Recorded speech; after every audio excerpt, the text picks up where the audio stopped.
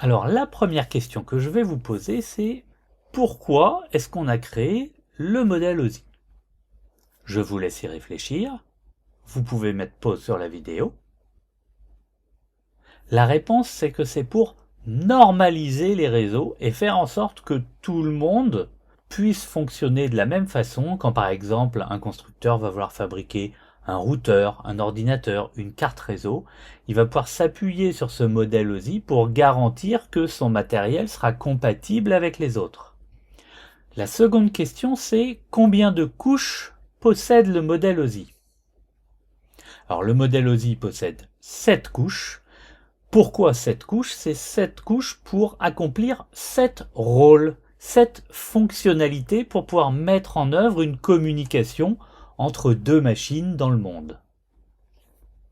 Ensuite, quelles sont les deux règles d'or du modèle OSI?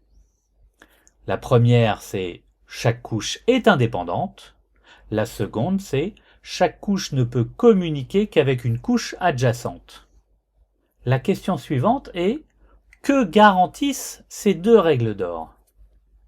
Le fait que chaque couche soit indépendante va garantir que si on veut changer le protocole d'une couche, ça n'aura aucun impact sur les autres couches du modèle puisque la couche est indépendante. La seconde règle, qui dit que chaque couche ne peut communiquer qu'avec une couche adjacente, va garantir qu'on va traverser l'ensemble des couches du modèle quand on va vouloir communiquer d'une machine à une autre.